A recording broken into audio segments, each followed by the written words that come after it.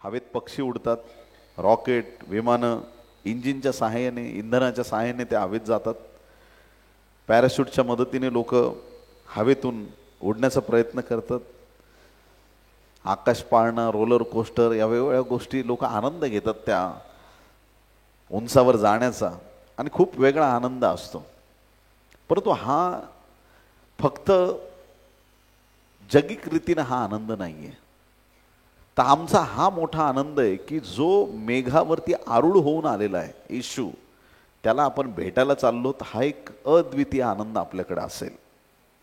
आणि म्हणून उचललं जाण्यासाठी आम्ही तयार राहिलं पाहिजे. वास्तविक पाहता रॅप्चर हा शब्द जो आहे, केम्ब्रिज युनिव्हर्सिटीची जी डिक्शनरी आहे, तर त्या डिक्शनरीप्रमाणे रॅप्चर शब्दाचा अर्थ अत्यानंद दिलेला आहे. अति आनंद, खूप मोठा आनंद.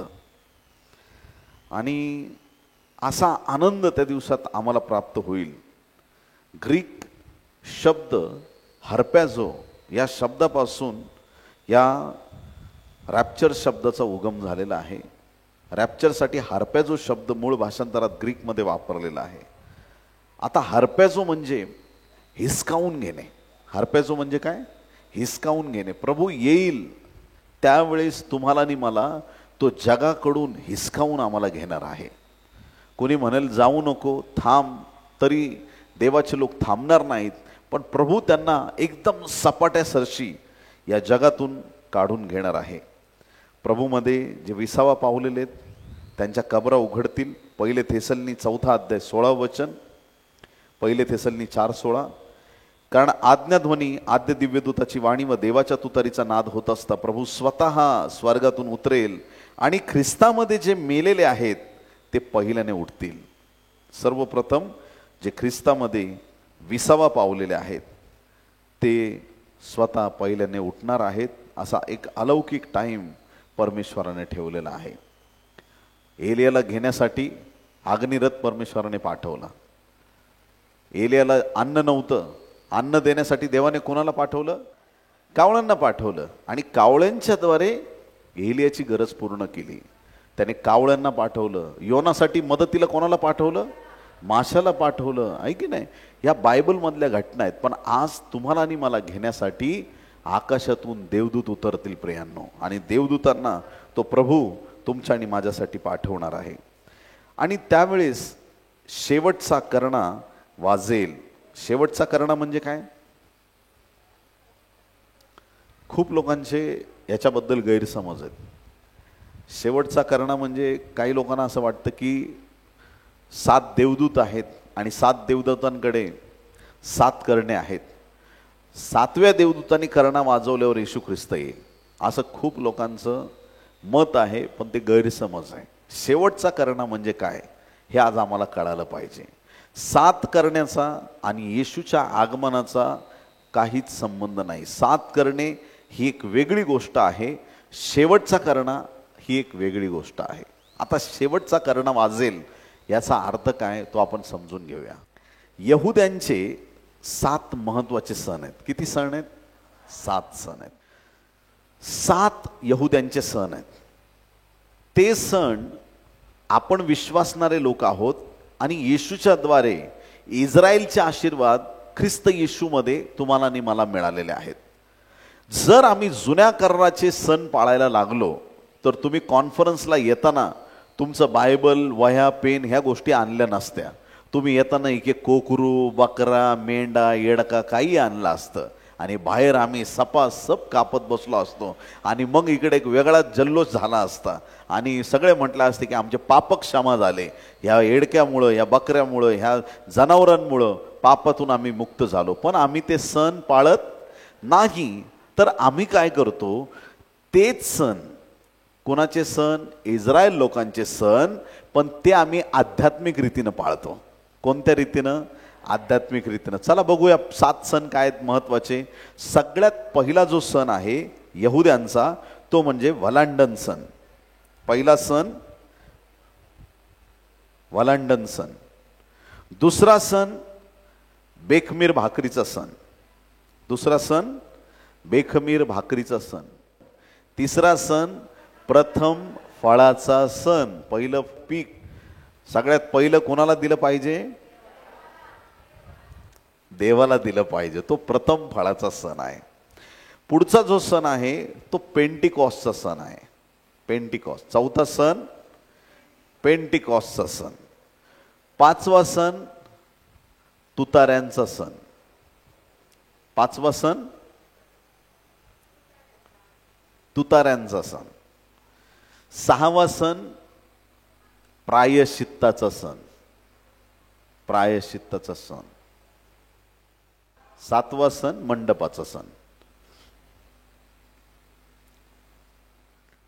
आता 7 सण सांगा बरं. पहिला सण वलांडन सण. लक्षात ठेवा, पहिला सण वलांडन सण. वलांडनाच्या वेळेस काय केलं जायचं? एक कोकरा घ्यायचा. त्याचं पहिला सण कसा झाला? मोशेच्या काळामध्ये त्याचं बलिदान दिलं. त्याचं रक्त घेतलं, ते दाराच्या कपाळपट्टीवर दारबाह्यांवरती लावलं. का लावलं? त्या रात्री मृत्यू देणारा दूत येणार होता. तो दूत यायचा. आल्यानंतर तो काय करायचं की त्या दाराच्या कपाळपट्टीवरती कोकराचं रक्त होतं, ते दार तो सोडून द्यायचा. ते दार तो ओलांडून पुढे जायचा. काय करायचा? ओलांडून. त्यांच्या घरात मृत्यू येत नव्हता. ते दार ओलांडण्याचा सण म्हणून त्याचं नाव ओलांडण्याचा वलांडन सण. पास ओव्हर, पास करून जाण्याचा सण, पास ओव्हर करण्याचा सण, पास ओव्हर म्हणून पहिला सण वलांडनाचा सण. ज्या दारावरती रक्त नाही सापडलं कोकऱ्याचं, मग त्याचं काय होणार? त्या घरातला ज्येष्ठ पुत्र मरण पावणार. मोठं जे जनावरांमधलं पण असेल ते पण मरण पावणार, ज्येष्ठ असेल ते. असा हा वलांडन सण त्या दिवशी इस्रायल लोकांनी साजरा केला. पहिला सण वलांडन सण. पहिले करिंथ 5वा अध्याय 7वं वचन. आता तुम्हाला कळेल वलांडन सण आत्मिक रीतीने आपण कसा साजरा केला. पहिले करिंथ 5:7. तर जुने खमीर काढून टाका अशा हेतूने की तुम्ही जसे बेखमीर झाला आहात तसे तुम्ही नवा गोळा व्हावे. कारण आपला वलांडणाचा यज्ञ पशु जो ख्रिस्त त्याचे आपल्यासाठी अर्पण झाले. आमेन. वलांडणाचा यज्ञ पशु कोण होता? प्रभू येशू ख्रिस्त. म्हणजे वलांडन सण आपण कधी साजरा केला? ज्या वेळेस येशू क्रूसावरती मारला गेला त्यावेळेस आमच्यासाठी वलांडनाचा सण साजरा झालेला आहे. ज्या वेळेस एखादा व्यक्ती येशूचा स्वीकार करतो आणि म्हणतो, येशू तुझ्या रक्ताने मला पापातून शुद्धी मिळाली, त्याचं रक्त आमच्या जीवनावर आम्ही स्वीकारतो आणि म्हणून आमच्या जीवनावर येशूचं रक्त आल्यामुळे त्या दिवशी आम्हाला कुठल्याही प्रकारची तिथून पुढे आपत्ती मरणाची येत नाही. आपण जीवनात पार जातो. हा आमचा आध्यात्मिक रीतीनं वलांडन सण आहे. जुन्या करारातील लोकांनी जे सण साजरे केले त्याच्यापेक्षा खरा सण क्रूसावरती साजरा झाला. ते तर जनावरांचं रक्त देत होते, आमच्यासाठी साक्षात येशूचं रक्त देण्यात आलं. जनावरांच्या रक्तापेक्षा येशूचं रक्त जास्त श्रेष्ठ आणि पवित्र आहे. सर्व जगातील प्राण्यांच्या रक्तापेक्षा शुद्ध आणि पवित्र रक्त फक्त येशू ख्रिस्ताचं रक्त आहे आणि ते रक्त आमच्यासाठी क्रूसावरती सांडण्यात आलं. आणि म्हणून आज आमच्यासाठी हा देवाचा पवित्र संदेश आहे की वलांडनाचा यज्ञ पशु येशू ख्रिस्त आमच्यासाठी क्रूसावरती मारण्यात आला. आणि म्हणून बाप्तिस्मा करणारा योहान येशू ख्रिस्ताविषयी काय म्हणतो? हा पहा जगाचे पाप हरण करणारा देवाचा कोंकरा. देवाचा कोंकरा म्हणजे येशू ख्रिस्त. आमच्या वलांडनाचा कोंकरा म्हणजे येशू ख्रिस्त आहे. ख्रिस्ताचा वधस्तंभ आमच्यासाठी तो वलांडन सण आहे. ऑलरेडी तुम्ही आणि मी वलांडन सण साजरा केलेला आहे. पुढचा जो सण आहे तो म्हणजे बेखमीर भाकरीचा सण. बेखमीर भाकर, खमीर म्हणजे ईस्ट. चपाती आपल्या घरातली भाकर वेगळी असते, पण पाव ब्रेड हे का फुगतात? त्याच्यामध्ये ईस्ट टाकलं जातं, सोडा टाकला जातो. ह्या ज्या गोष्टी आहेत त्याच्यामुळे ती भाकर, तो ब्रेड फुगतो. पण प्रभू सांगतो की ते खमीर, ते ईस्ट, तो सोडा त्याच्यात टाकू नको. अशी भाकर कर की जी फुगून जाणार नाही, जी भाकर गर्वाने फुगणार नाही. अशी भाकर, जीवनाची भाकर प्रभू येशू ख्रिस्त आहे. आमेन. सदुकी परुषी यांच्या खमीरापासून सावध राहा, हे प्रभूचं वचन आपल्याला आहे. जगात सगळ्यात पहिलं पाप कुठलं अस्तित्वात आलं असेल तर ते म्हणजे सैतानाने केलेला गर्व आहे. त्या गर्वाने तो फुगून गेला आणि म्हणून सर्व विश्वासणाऱ्यांनी गर्वापासून दूर राहिलं पाहिजे. आमेन. मी हे केलं आणि मी ते केलं असं बोलायचं नाही. देवाच्या प्रिय लोकांनो, आम्ही ज्यावेळेस बोलतो त्यावेळेस हे म्हणायचं नाही मी केलंय, सांगायचं माझ्या प्रभूने माझ्यासाठी केलं आहे, माझ्या येशूने केलं आहे. ज्या ज्या वेळेस आम्ही देवाचा गौरव करू. मोशेने देवाला विचारलं तुझं नाव काय? देव काय म्हटला? मी जो आहे तो आहे. मी आहे या देवाने तुला पाठवलं असं तू त्यांना जाऊन सांग. मी हे देवाचं नाव आहे. कोणाचं नाव आहे? तो म्हणू शकतो मी निर्माण करता आहे, मी प्रकाश आहे, मी हे आहे, मी ते. तो म्हणू शकतो कारण त्याचं नाव मी आहे. ज्या ज्या वेळेस आम्ही म्हणतो मी केलं त्यावेळेस देवाचा गौरव आम्ही चोरतो आणि म्हणून देवाला मीपणा आवडत नाही. आम्ही लीन आणि नम्र राहिलं पाहिजे. त्या लोकांची फार उन्नती होते जे मी म्हणत नाहीत. बघा, येशू ख्रिस्त एकदा गेतसेमाने बागेत होता आणि सगळे बरोबर होते, एक नव्हता. यहुदा इस्करियोत नव्हता. कुठे गेला होता तो? 30 रुपये घ्यायला गेला होता आहे ना, लोकांना घेऊन येण्यासाठी. आता सगळे शिपाई सगळे लोक आले, त्या ठिकाणी उभे राहिले. आता इथं 11 शिष्य पण आहेत आणि त्या ठिकाणी येशू ख्रिस्त पण आहे. त्या शिपायातून विचारलं तुमच्यापैकी येशू कोण आहे? येशू म्हटला मी आहे. येशू काय म्हटला? मी आहे. मी आहे म्हणजे नुसता मी येशू आहे असं नाही. मी आहे, जो निर्माण करता आहे तो मी आहे. ज्यावेळेस येशू बोलला मी आहे, ते सगळे सैनिक धाडकन खाली पडले. हालेलुया. त्याचं सामर्थ्य त्यांनी प्रकट केलं. मी आहे शब्दात सामर्थ्य आहे आणि त्याचं नाव आपण वापरू शकत नाही स्वतःसाठी. म्हणून आम्ही कधीच मीपणा करायचा नाही. बेखमीर भाकरीसारखं आमचं जीवन पाहिजे. तो सर्वस्व असताना बेखमीर भाकरीसारखा या जगामध्ये आला. आज आम्ही सावध व्हायचंय. 1 करिंथ 5 अध्याय 8 वचन. 1 करिंथ 5 आणि 8. म्हणून आपण सण पाळावा, तो जुन्या खमीराने अथवा वाईटपणा व दुष्टपणा यांच्या खमीराने नव्हे, तर सात्विकपणा व खरेपणा या बेखमीर भाकरींनी तो पाळावा. आमेन. कसा सण पाळायचा? बेखमीर भाकरींनी. खमीराच्या भाकरी नको सण पाळायचं. तर योहान 6:35 मध्ये आम्हाला कळालं ती भाकर कोण आहे. येशूने म्हटले मीच जीवनाची भाकर आहे. जो माझ्याकडे येतो त्याला कधीही भूक लागणार नाही आणि जो माझ्यावर विश्वास ठेवतो त्याला कधीही तहान लागणार नाही. येशू भेटला आणि ज्याला तृप्तता मिळाली ना, त्याची इच्छा उडते जगाकडून. हालेलुया. काही लोकांचे नुसते आयुष्यभर स्वप्न पूर्ण करण्यातच जातात. जगिक मालमत्ता गोळा करण्यात, आपले स्वप्न पूर्ण करण्यात सगळा जन्म वाया गेला. देवाची सेवा कधी करणार आहेस तू? कधी त्या परात्पराच्या जवळ तू येणार आहे आणि कधी तुझ्या जीवनातून देवाचं नाव उंच होणार आहे? आज नंतर देवाला सांगा माझं स्वप्न नाही, तुझी इच्छा पूर्ण हो. माझ्या योजना नाही, तुझी योजना पूर्ण हो. आणि परमेश्वर असा देव आहे की तो तुम्हाला ही भाकर देऊन तृप्त करणारा परमेश्वर आहे. आमेन. हा एक अलौकिक परमेश्वर आहे, सामर्थ्यवान देव आहे. सेवेत तुम्ही एकटे नाही प्रियांनो. कधीच निराश आणि हताश होऊ नका. या सेवेत तुमचा पार्टनर येशू ख्रिस्त आहे. तो सतत तुम्ही जाणार तिकडे तुमच्या बरोबर असणार आहे. प्रत्येक समयी तो तुमच्या बरोबर असणार आहे. प्रभूला धन्यवाद. ज्याने जीवनाची भाकर येशू ख्रिस्ताला स्वीकारलेला आहे, त्याच्या जीवनामध्ये कधीच त्याला कुठल्या गोष्टीची भान पडत नाही. प्रभू येशूचं वचन आहे योहान 6:35 आपण पाहिलं. येशूने म्हटलं मीच जीवनाची भाकर आहे. ज्याला येशू मिळाला त्याची सगळी आध्यात्मिक गरज स्वर्गातून पूर्ण झाली आहे. हालेलुया. Praise the Lord.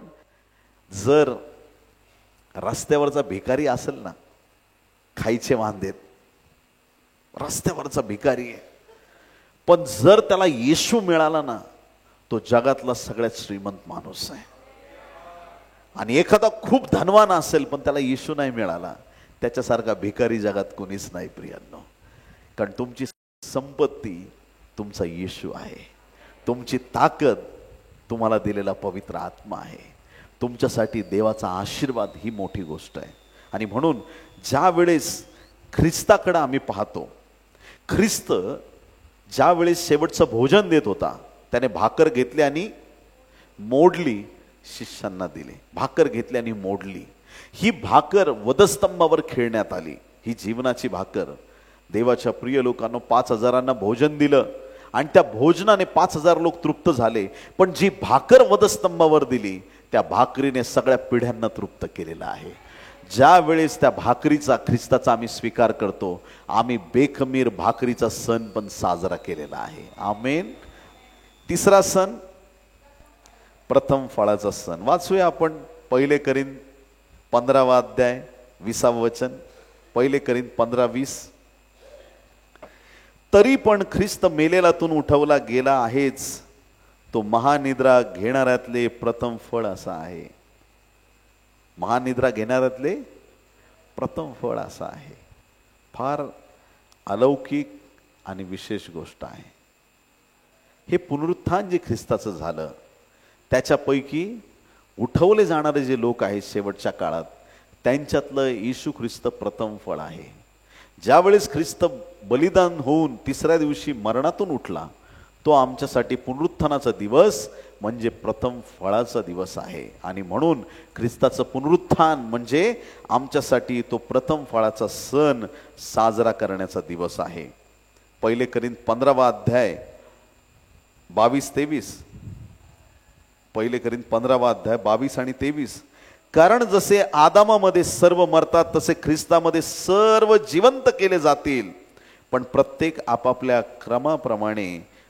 प्रथम फळ ख्रिस्त, मग जे ख्रिस्ताचे ते त्याच्या आगमन काळी. याचा अर्थ ख्रिस्त जसा पहिल्याने उठवला गेला, आता परत येशू येईल तेव्हा मुर्दे उठवले जातील. सगळ्यात आधी जो उठवला गेला तो म्हणजे येशू ख्रिस्त, तो प्रथम फळ आहे. तर 3 सण ऑलरेडी साजरे झाले. समजा 4था सण कुठला आहे? पेंटिकॉस्टचा सण. पेंटिकॉस्टचा सण कधी साजरा झाला? प्रेषित 2ऱ्या अध्यायामध्ये. ज्या दिवशी पेंटिकॉस्टच्या दिवशी सर्व शिष्य माडीवरच्या खोलीत जमलेले होते, 120 जण होते, त्यावेळेस प्रेषित 2रा अध्याय 1 ते 13 वचनामध्ये पवित्र आत्मा मानवावरती उतरून आला. त्या दिवशी पेंटिकॉस्टचा सण आपल्यासाठी साजरा करण्यात आलाय. वास्तविक पाहता 4 सण साजरे झालेले आहेत, 3 सण साजरं होणं बाकी आहे. ऐकलं सगळ्यांनी? बेखमीर भाकरीचा सण झाला आहे, वलांडणाचा सण झाला आहे, पेंटिकॉस्टचा सण, प्रथम फळाचा सण झाला आहे. हे सण साजरे झालेत ख्रिस्तामध्ये. आता पुढचा जो सण आहे तो सण म्हणजे कसला सण आहे? तुताऱ्यांचा सण. द फीस्ट ऑफ ट्रम्पेट ज्याला म्हटलेला आहे, तुताऱ्यांचा सण साजरा होणार आहे. आता हे इस्रायल लोक दरवर्षी तुताऱ्यांचा सण साजरा करतात. आणि जो आता शेवटचा तुताऱ्यांचा सण साजरा होईल तो कधी होईल? ज्यावेळेस ख्रिस्त येईल आणि त्यावेळेस शेवटचा करणा वाजवेल. याचा अर्थ तिथून पुढे तुताऱ्यांचा सण होणार नाही, तोच एक शेवटचा सण असेल. आमेन. आणि म्हणून सांगितलेलं आहे शेवटचा करणा वाजेल आणि येशू ख्रिस्त मेगारूढ होऊन येईल. आमेन. हालेलुया. कळालं आपल्याला सगळ्यांना? शेवटचा करणा का म्हटलंय त्याला? कारण की या सणांचा शेवट त्या ठिकाणी वधस्तंभावरती जसा झाला, तसाच या तुताऱ्यांचा सणाचा महत्वाचा शेवटची तुतारी वाजवली जाईल. आणि ती म्हणजे त्या ठिकाणी येशू ख्रिस्ताच्या रॅप्चरच्या वेळेस वाजवली जाणार आहे. बोलो येशू मसीह की हालेलुया. प्रभूची स्तुती असो. हा तुताऱ्यांचा सण साजरा होईल. 1 थेसलनी 4 अध्याय आणि 16 वचनात त्याबद्दल दिलेला आहे. 1 थेसलनी 4 आणि 16. कारण आज्ञाध्वनी, आद्य दिव्यदूताची वाणी व देवाच्या तुतारीचा नाद होत असता प्रभू स्वतः स्वर्गातून उतरेल आणि ख्रिस्तामध्ये जे मेलेले आहेत ते पहिल्याने उठतील. आमेन. देवाच्या तुतारीचा नाद होईल आणि प्रभू सगळ्यांना, त्याच्या लेकरांना उठवणार आहे. आता प्रायश्चित्ताचा सण.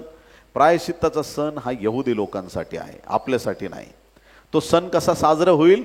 यहुदी लोक आजही येशू ख्रिस्तावर विश्वास ठेवत नाही, पण एक दिवस जकर्या 12:10 प्रमाणे त्यांचे डोळे उघडतील, त्यांना सत्य कळेल आणि त्या दिवशी ते फार शोक करतील आणि त्या दिवशी त्यांच्यासाठी तो प्रायश्चित्ताचा सण साजरा केला जाईल. आणि सरते शेवटी मंडपाचा सण प्रकटीकरण 7:15 मध्ये सांगितलेला आहे. जकर्या 14वा अध्याय 16 ते 19 वचनामध्ये सांगितलेला आहे. प्रकटीकरण 7 आणि 15 आपण वाचूया. मंडपाचा सण कधी साजरा होणार? प्रकटीकरण 7वा अध्याय 15 वचन. यामुळे ते देवाच्या राजासनासमोर आहेत, ते अहोरात्र त्याच्या मंदिरात त्याची सेवा करतात आणि राजासनावर बसलेला त्यांच्यावर आपला मंडप विस्तृत करील. बायबलचं वचन आहे की येत्या दिवसात स्वर्गामध्ये तो मंडप विस्तृत केला जाणार आहे. तो शेवटचा सण तुमच्या आणि माझ्यासाठी असेल की तो मंडपाचा सण, म्हणजे त्या मंडपात देवाच्या सानिध्यात युगानुयुग तुम्ही आणि मी राहणार आहोत. आणि म्हणून हा जो सण शेवटचा आहे तो मंडपाचा सण, जे स्वर्गामध्ये जातील त्या लोकांसाठी साजरा केला जाणार आहे. आमेन. बोला येशू मसीह की हालेलुया. रॅप्चरचा आम्ही बारकाईने अभ्यास केला पाहिजे. जगातली जी परिस्थिती आहे ती कशी चाललेली आहे. बरं, आता नोहाच्या काळी जे लोक वाचले, किती लोक वाचले टोटल? नोहा, त्याची बायको, त्याचे 3 मुलं आणि 3 सून, 8 लोक वाचले. 8 लोक वाचले. आणि तारवाच्या आतमधले वाचले का तारवाच्या बाहेरचे वाचले? आतमधले वाचले. तसंच जे मंडळीत आहेत तेच वाचतील, कारण येशू ख्रिस्त मंडळीला घ्यायला येणार आहे, बाहेर भटकत्या आत्म्यांना घ्यायला येणार नाही. हालेलुया. मग जर आम्हाला ख्रिस्ताबरोबर जायचंय तर आम्ही मंडळीत टिकून राहणं गरजेचं आहे. आमच्या मंडळीत आमची काय जबाबदारी आहे ते आज आम्हाला कळालं पाहिजे. आज जिथं आम्ही राहतो तिथं आम्ही ख्रिस्ताचे गुण प्रदर्शित केलं पाहिजे. आज ज्या स्थितीत आम्ही ज्या ठिकाणी काम करत आहोत त्या ठिकाणी आमच्या येशूचं नाव उंच झालं पाहिजे. येणारे दिवस असे असतील प्रियांनो, तुम्ही रस्त्यावरून चालाल, सगळे लोक तुम्हाला प्रेज द लॉर्ड करतील. एखादा बसचा कंडक्टर तुम्हाला म्हणेल तिकीट कुठलं पाहिजे, तुम्ही म्हणणार की मला एक वाघोलीचं तिकीट द्या. प्रेज द लॉर्ड आई, हे घ्या तिकीट, असं म्हणून तो तिकीट तुम्हाला देईल. रस्त्यावरती सगळीकडे प्रेज द लॉर्ड, सगळ्या ठिकाणी तुम्ही जाल तिथं प्रेज द लॉर्ड, तुम्ही उभे राहाल तिथं प्रेज द लॉर्ड, सगळे लोक देवाची स्तुती करतील. असं संजीवन संपूर्ण विश्वामध्ये येत आहे. हालेलुया.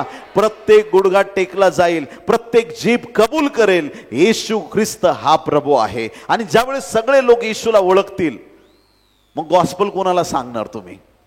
हालेलुया. सुवार्ता कोणाला सांगणार?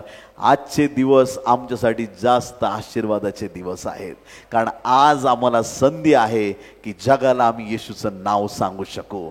आज आमच्यासाठी आनंदाचे दिवस आहेत. देवाच्या प्रिय लोकांनो, सेवेची सुरुवात असताना मी प्रार्थना करायचो आणि चुकीची प्रार्थना होती. ऐका, देवाला म्हणायचो देवा मला विमानात बसव, आणि देव म्हटलं नाही बसवत जा. हालेलुया. Praise the Lord. मी म्हटलं का प्रभू असं? प्रभू म्हटला विमान मागू नको, मागायची असली तर सेवा माग. हालेलुया. विमान मागू नको, मागायची असली तर सेवा माग. मी सेवा मागायला लागलो. आता समजा एखाद्या देशात जायचं, विमानानेच जाणार आहे ना, आशीर्वाद मागू नका, मागायची तर सेवा मागा. आशीर्वाद धावत तुमच्याकडे येतील. हालेलुया. असं जीवन जगा ना आज नंतर, की प्रभू तुम्हाला स्वतः होऊन येऊन विचारेल, माझ्या मुलं मी काय देऊ तुला? आमेन. 3 तरुण मुलं पाहिजेत. हाय कोणी तरुण? 3 जण पटकन या परत. थोड्या वेळ त्यांचं नाव आपण चेंज करू. त्यांचं नाव थोड्या वेळासाठी येशू ख्रिस्त. कोण आहे? येशू ख्रिस्त. येशू ख्रिस्त. आता पायव्या पडायला होऊ नका, उदाहरण नाही फक्त. हालेलुया. येशू ख्रिस्त. यांचं नाव देवाचा सेवक. यांचं नाव काय? देवाचा सेवक. येशू ख्रिस्त. त्यांच्याकडे बघा, येशू ख्रिस्त. यांचं नाव देवाचा सेवक आणि ह्यांचं नाव आशीर्वाद. आता येशू ख्रिस्त जिथं जाईल त्याचा दास त्याच्या मागं आला पाहिजे. काही लोक प्रार्थना करतात, प्रभू मी जिकडं जाईल तिकडं तू ये.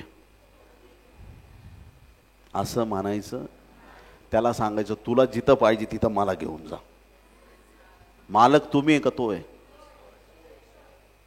आजपर्यंत स्वतःच्या डोक्याने चाललात म्हणून गडबड झाली. आधी प्रार्थना करा, देवाला विचारा आणि देवाला सांगा तुला मला कुठं घेऊन जायचं तिकडे घेऊन जा. मग येशूच्या इच्छेप्रमाणे तुम्ही चालल्यावर तुमच्या केसाचाही नाश होणार नाही. स्वतःच्या बुद्धीने जेव्हा चालतो त्यावेळेस गडबड होते. लाखो लोकांनी तुम्हाला गराडा घातला तरी त्यांच्यातून सही सलामत तुमचा देव तुम्हाला बाहेर काढेल. कधी? जेव्हा तुम्ही त्याच्या इच्छेने चालाल. म्हणून प्रत्येक सेवकाने येशूच्या मागे चाललं पाहिजे. या येशू ख्रिस्त आहे, येशूच्या मागे कोण चाललंय? सेवक चाललाय. आणि सेवकाच्या मागे कोण आलाय? छान आहे, आमेन. येशू पुढे चाला, सेवक पण चाललाय मागे. आशीर्वाद लांब राहू नका, मागे या. है की नाही? हे ख्रिस्ती जीवन आहे, हे ख्रिस्ती जीवन आहे. हालेलुया. या युटर्न युटर्न. येशू चाललाय, येशू चाललाय. येशूच्या मागे कोण आहे? सेवक आहे. आणि सेवकाच्या मागे काय आहे? आशीर्वाद आहे. आणि मग हे एवढं आनंदी वातावरण आहे की त्याच्यामध्ये येशू चाललेला आहे आणि त्याच्या मागे सेवक आहे, त्याच्या मागे आशीर्वाद आहेत. खूप छान. एक दिवस असा येतो, कोणीतरी सेवकाला म्हणतं, पास्टर लई आशीर्वाद आलेत तुमच्या मागं. तो म्हणतो ओके ओके ठीक आहे. पास्टर तुमच्या प्रार्थनेने काय काय होतं माहिती का? सेवक म्हणजे नुसते पास्टर नाही, सेवक सेविका देवाचा कोणताही माणूस. खूप जबरदस्त काम आहे, काय आशीर्वाद आले तुमच्याकडं. मग त्याला असं वाटतं अरे कुठलं काय आशीर्वाद, काय झालंय, काय प्रार्थना आहे तुमची, काय ताईची प्रार्थना आहे, काय ताईंची भविष्यवाणी आहे, काय दादा अशी सेवा करता, काय हे ते. आणि मग एक क्षण येतो का सेवक येशूकडे बघायचं सोडतो आणि आशीर्वादाकडे बघायला लागतो. आशीर्वाद चिडतो, आशीर्वाद म्हणतो अरे तू त्याच्याकडे बघत होता म्हणून मी तुझ्या मागे आलो, तू आता माझ्याकडे बघू नको रे बाबा, तू त्याच्याकडे बघ, त्याच्याकडे बघणाऱ्यांच्या मागे मी येतो. हा म्हणतो नाही मी तुझ्याकडेच बघणार, तो म्हणतो बघू नको मी त्याच्यामुळे तुझ्या मागे आलोय. मग हा म्हणतो जर तू त्याच्याकडे नाही बघणार तर मी पण तुझ्याकडे नाही बघणार, मी पण येणार नाही. मग आशीर्वाद तोंड फिरवतात आणि मग काय आशीर्वाद पुढं पळतात आणि सेवक त्यांच्या मागं पळतात आणि येशू ख्रिस्त त्याच्या मार्गाने पुढं निघून जातो. आणि ही जी दरी तयार होते ही फार मोठी असते आणि परत ते रिस्टोरेशन होणं फार कठीण होऊन जातं. देवाच्या प्रिय लोकांनो, या उदाहरणातून एक गोष्ट लक्षात ठेवा, येशूकडे आलात म्हणून आशीर्वाद आहेत. आशीर्वादांच्या मागे जाऊ नका. आज नंतर आशीर्वाद तुम्हाला शोधत येणार आहेत. आज नंतर तुमचे आशीर्वाद तुम्हाला शोधत येतील. तुमची गरज तुमच्या स्वर्गीय बापाला माहित आहे. नजर ठेवायची येशूवरती ठेवा, आशीर्वादावर नको. आशीर्वाद धावत तुमच्याकडे येतील. तुम्ही मागण्याआधी गोष्टी तुमच्या पायाजवळ येतील. हालेलुया. प्रेषितांची कृत्ये 2 अध्यायात पेंटिकॉस्टचा सण, यांचं जीवन रिकामं झालं होतं. ख्रिस्त गेला ना, मेगारूढ होऊन स्वर्गामध्ये निघून गेला, रिकामं झालं जीवन एकदम. पण प्रभूने सांगितलं यरूशलेम सोडून कुठंच जाऊ नका. हे लोक यरूशलेमेत राहिले. पेंटिकॉस्टच्या दिवशी पवित्र आत्मा आला, अग्नीच्या जिभा त्यांच्यावरती आल्या आणि त्या अग्नीच्या जिभेने त्यांच्या देहिक जिभेचा ताबा घेतला आणि ते अन्य भाषेत बोलू लागले. देवाच्या अग्नीने, देवाच्या सामर्थ्याने भरले. जे भांडे रिकामे होते ते देवाच्या आत्म्याने भरून गेले. आता ते रिकामे राहिले नाहीत, आता ते सामर्थ्याने भरले. अध्याय 2. त्याच अध्यायामध्ये हा पेत्र आतमध्ये होता, त्याच अभिषेकात बाहेर आला आणि त्याला कळालं आजपर्यंत मासे धरले, आता माणसे धरायचा टाइम आला आहे. आता माझी वेळ आली आहे. म्हणा आता माझी वेळ आली आहे. आता माझी वेळ आली आहे. आतापर्यंत नव्हती, पण आता माझी वेळ आली आहे, असा बोलला पेत्र. 3,000 लोकांनी एका वेळेस येशूवरती विश्वास ठेवला. 3,000 लोकांनी बाप्तिस्म घेतले. टाळ्या वाजून देवाला धन्यवाद देऊया.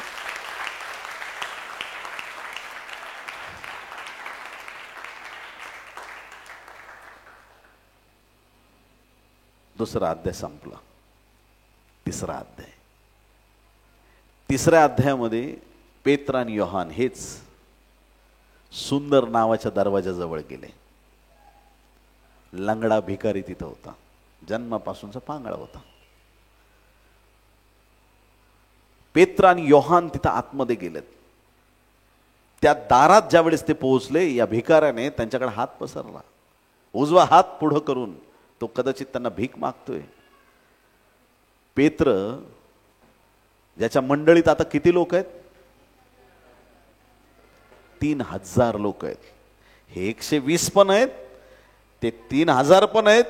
म्हणजे एवढ्या मोठ्या मंडळीचा पाळक म्हणतो, सोने रुपये माझ्याकडे काही नाही. किती लोक आमीन म्हणतील? हालेलुया. सोने रुपये माझ्याकडे काही नाही, पण जे आहे ते तुला देतो. नासुर येशू ख्रिस्ताच्या नावाने उठ आणि चालू लाग. हालेलुया. तात्काळ त्याची पावलं, घोटे याच्यामध्ये बळ आलं. हात त्याला दिला, उठून उभं केलं. तो धाडकन उभा राहिला. अद्भुत चमत्कार. येताना दोघे आले, पण मंदिरात जाताना तिघे गेले. ही मिनिस्ट्री आहे, हे काम आहे देवाचं, हे अलौकिक सामर्थ्य आहे. देवाच्या प्रिय लोकांनो, हा लंगडा भिकारी आजपर्यंत मंदिराच्या दारातच होता, पण ज्यावेळेस पवित्र आत्म्याने भरलेला व्यक्ती भेटला, त्याला संधी मिळाली की त्याला मंदिराच्या आत जाता यावं.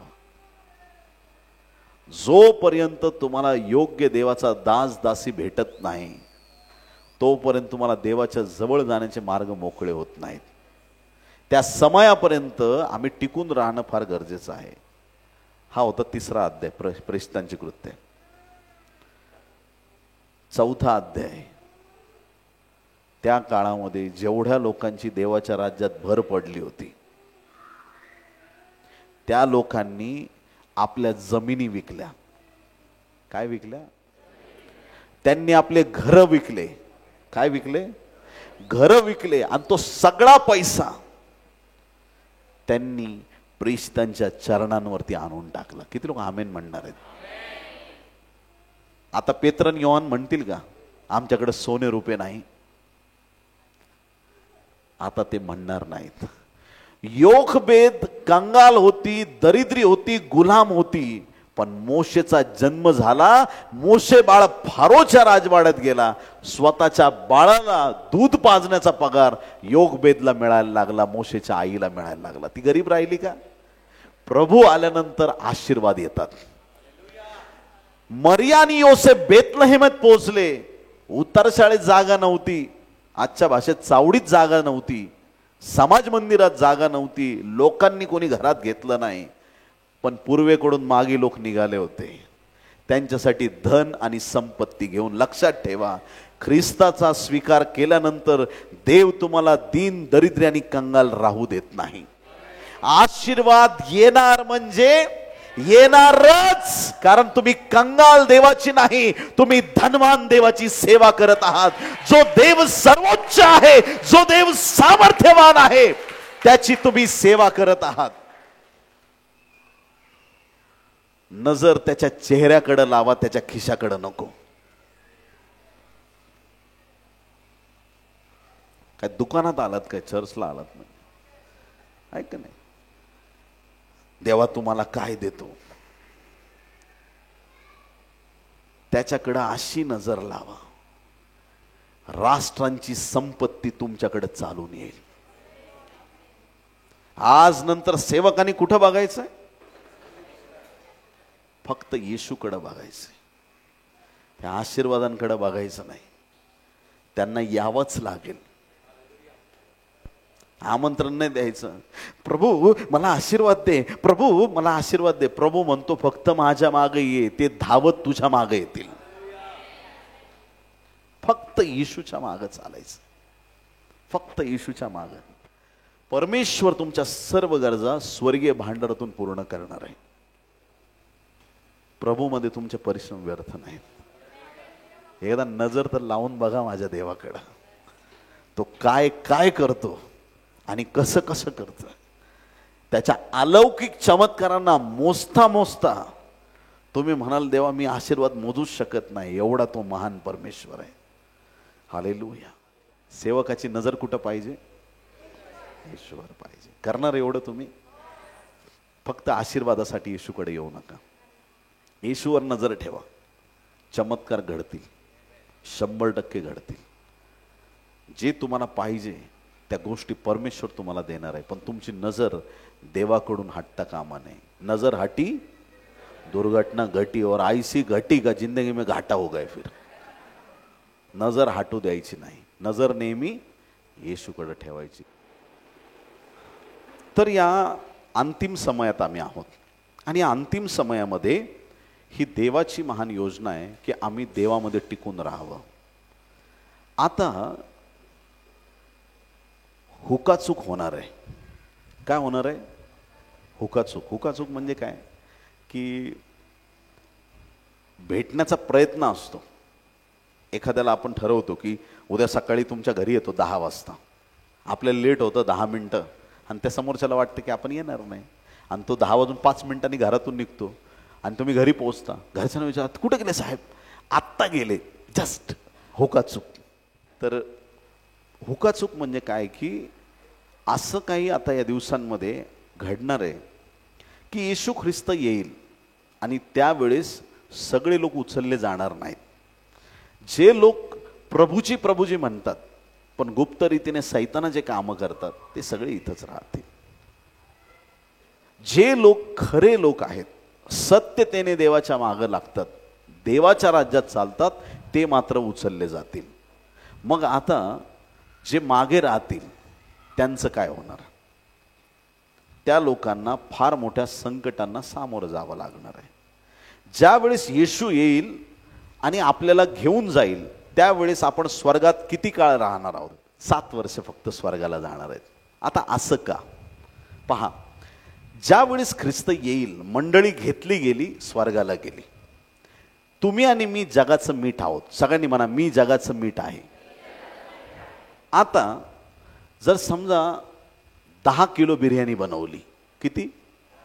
त्याच्यात 10 किलो मीठ टाकलं, टेस्टी होईल का?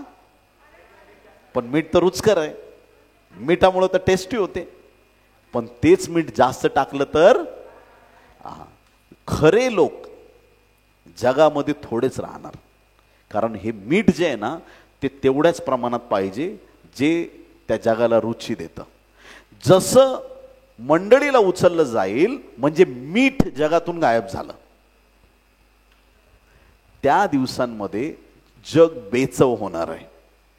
पास्टर्स गायब, बायबल स्टडी घेणारे गायब, आराधक गायब, सगळे खरे लोक गायब झाले. मग जगामध्ये कसलीच रुची राहणार नाही, बेचव होणार. जगात लोक बघतील अरे काय ते पहिल्यासारखा आनंद नाही, ख्रिश्चन लोकांचा आवाज नाही, येशूचं नाव ऐकायला मिळत नाही. इंटरनेटवरती जिथं पण येशूचं नाव ऐकायला भेटायचं सगळं डिलीट केलं जाईल, सगळे संदेश काढून घेतले जातील, कोणाला वचन ऐकायला मिळणार नाही. भयंकर स्थिती येईल. आणि मग त्या काळामध्ये तुम्ही आणि मी स्वर्गाला गेलेलो असू. 7 वर्ष देवाच्या पुत्राच्या लग्नाची मेजवानी आम्ही सादर करणार आहोत.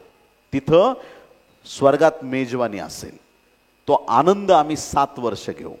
आणि त्या मेजवानीमध्ये 3 गोष्टी फिक्स आम्हाला मिळणार आहेत. सगळ्यात पहिली गोष्ट, जीवनी झाडाचं फळ आम्हाला खायला मिळेल. दुसरी गोष्ट, मान्ना आम्हाला मिळेल. आणि तिसरी गोष्ट, जीवनी नदीचं पाणी आम्हाला मिळेल. 3 गोष्टी विसरू नका, वरती मिळेल. ती आमची मेजवानी असेल. अजूनही भरपूर गोष्टी असतील पण सहशास्त्र तुम्हाला 3 गोष्टी सांगतो. आणि देवाच्या प्रिय लोकांनो, जेव्हा येशू ख्रिस्त घोड्यावरती आरूढ होऊन बसून येणार आहे, परत एकदा येशू ख्रिस्त येईल, रॅप्चरमध्ये आम्हाला घ्यायला येईल आणि परत त्याच्यानंतर 7 वर्षांनी येशू ख्रिस्त येईल. त्यावेळेस त्याच्या मागे फार मोठं सैन्य आहे. बायबल सांगतं ते सैन्य देवदूत नाही किंवा 24 वडील नाही, ते देवाचं सैन्य तुम्ही आणि मी आहोत. हालेलुया. आम्ही परत येणार आणि पृथ्वीवरती आम्ही 1000 वर्ष राज्य करणार आहोत. 1000 वर्ष तुम्ही आणि मी या संपूर्ण विश्वामध्ये राज्य करणार आहोत. 1000 वर्ष सैतानाला बांधून जेलमध्ये टाकण्यात येईल आणि देवाच्या प्रिय लोकांनो, त्यानंतर काही वेळासाठी त्याला सोडलं जाईल. शेवटची झटापट, शेवटचं युद्ध, शेवटचा न्याय, सैतानाला कायमस्वरूपी नरकात टाकलं जाणं, अधोलोक मरण त्या नरकामध्ये टाकलं जाणं, खोटा ख्रिस्त, खोटा संदेष्टा यांना नरकामध्ये टाकलं जाणं आणि शेवटचा सर्वसाधारण न्याय. आणि मग त्याच्या पुढे आपण पाहतो की जे विश्वासणारे आहेत त्यांच्यासाठी स्वर्गातून उतरणारी चौरस अशी यरूशलेम नगरी असेल. तिथं कोकराने आपण युगानुयुग राज्य करणार आहोत. जुनी पृथ्वी निघून जाईल आणि परमेश्वर नवे आकाश आणि नवी पृथ्वी आम्हाला देणार आहे. तिथं युगानुयुग आम्ही देवाचा गौरव करणार आहोत. हे प्रकटीकरणाचं पुस्तक आहे.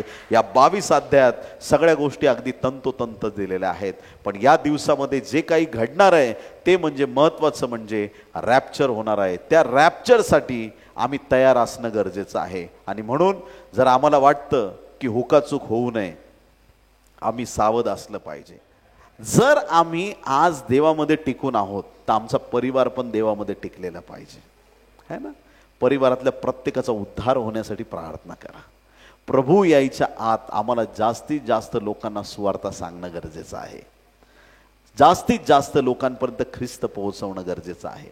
आज आपल्या परिवारातील कुठला व्यक्ती व्यसनाधीन झालाय, कुठला व्यक्ती देवापासून दूर आहे, कोणाचं मन सैतानाने कठीण केलंय, त्या व्यक्तीला सुवार्ता सांगण्याचा प्रयत्न आजपासून खऱ्या अर्थाने सुरू करा.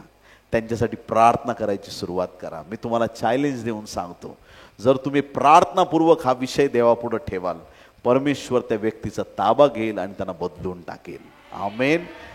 तुमचे घराणे येशूची सेवा करतील, तुमची परिवार येशूची सेवा करतील, गावच्या गाव येशूकडे वळतील आणि देवाचा अद्भुत आणि महान गौरव झाल्याशिवाय राहणार नाही. आमेन. आज सांगण्याचं तात्पर्य हे आहे की ज्यावेळेस सुवार्ता प्रसारात येशू तुमच्या बरोबर आहे, पवित्र आत्मा तुमच्या बरोबर आहे, त्यावेळेस अद्भुत गोष्टी, अद्भुत चमत्कार झाल्याशिवाय राहत नाही. हालेलुया. बोलो येशू मसीह की. आज देवाकडे ही प्रार्थना करा. Thank you Jesus. ग्लोरी. हालेलुया. या आपले डोळे बंद करू, आपलं लक्ष प्रभूकडे केंद्रित करूया.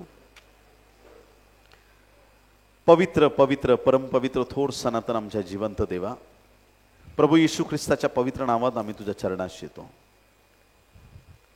जी वचनं आम्ही आज वाचली, ज्या वचनांवर आज आम्ही मनन केलं, ज्या गूढ आणि गहन गोष्टी तू आम्हाला आज प्रकट केल्यास त्याबद्दल आम्ही तुला धन्यवाद देतो. स्वर्गीय देवा, आज आमची तुझ्याकडे प्रार्थना आहे. 2000 वर्षापूर्वी ख्रिस्त जगात आला, पण त्याच्याकडे कुणाचं लक्ष नव्हतं.